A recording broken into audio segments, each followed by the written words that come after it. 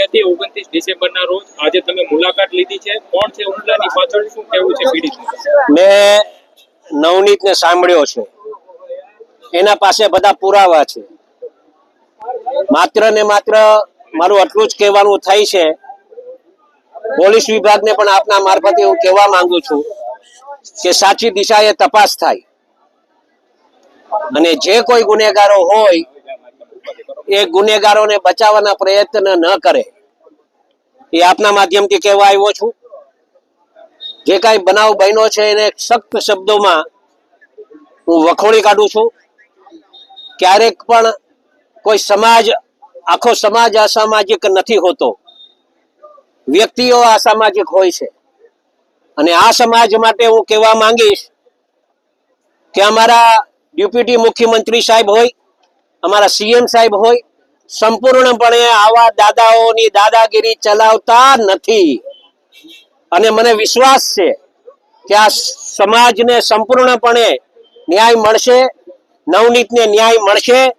અને એના આધારે હું આપ સૌને ધ્યાન ઉપર મૂકું છું કે અમારા હર્ષભાઈ સંઘવી જે રીતે ગુંડાઓ પર જે દામ પકડીને બેઠા છે, લગામ પકડીને બેઠા છે, અને આવા ગુંડાઓને સંપૂર્ણપણે ડામવા માટે જે કામગીરી કરી રહ્યા છે, એના સાથે હું સાથો હાથ મળાવી અને કામ કરવા ઈચ્છું છું. અને મને સંપૂર્ણ વિશ્વાસ છે કે આ છોકરાને ન્યાય મળશે, એમાં સમાજને ન્યાય મળશે, એમાં કાંઈ શંકાને સ્થાન નથી. હીરાભાઈ, ભોગ બનનારનું એવું કહેવું છે કે માયાભાઈનો દીકરો જયરાજ આહિર દ્વારા હુમલો કરવામાં આવ્યો છે. જે પ્રકારે મેનેજિંગ ટ્રસ્ટીની બગદાણા ગુરુ આશ્રમને લઈને વાત છે, તેને લઈને બજરંગદાસ બાપાનું ટ્રસ્ટ જે છે એ આસ્થાનું એક કેન્દ્ર છે. મારું પણ આસ્થાનું કેન્દ્ર છે. ટ્રસ્ટીઓ બાબતની વાતમાં મને ખ્યાલ નથી કેટલી ટ્રસ્ટીઓની મતલબ ટ્રસ્ટીઓ બાબતની શું વિષય છે, પણ જે આ વિષય, જે આને મારી અને જે વિડીયો બનાવી શું સાબિત કરવા માંગે છે? એક દહેશતનો માહોલ સાબિત કરવા માંગે છે. આ વિડીયો બનાવી કોના સાથે વાત ચાલુ હતી એની સંપૂર્ણપણે તપાસ થવી જોઈએ.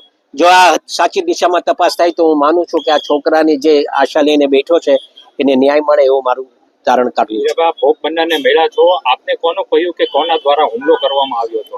મને તો સંપૂર્ણપણે એવે જે વાત કરી છે, એવે તો જે લોકોના નામ આપ્યા છે, હવે વાસ્તવિકતા કેટલી સાચી છે કેટલી ખોટી છે એ તો તપાસનો વિષય છે, અને તપાસ થાય પછી જ તો ખ્યાલ આવશે કે શું સાચું છે અને શું નથી. તો પોલીસે ગઈકાલે બાઇટ આપ્યું ડીવાયએસપીએ, તેમને એવું કહ્યું કે પ્રોહિબિશન. હજુ તપાસ ચાલુ છે. ફરીથી નિવેદન લેવાનું થશે તો અમે નિવેદન પર પાછું નવનીતનું અપાવીશું અને પાછીથી તપાસ કરવાની થવાની હશે તો એ પણ કરાવીશું. પોલીસ સામે કયા પ્રકારના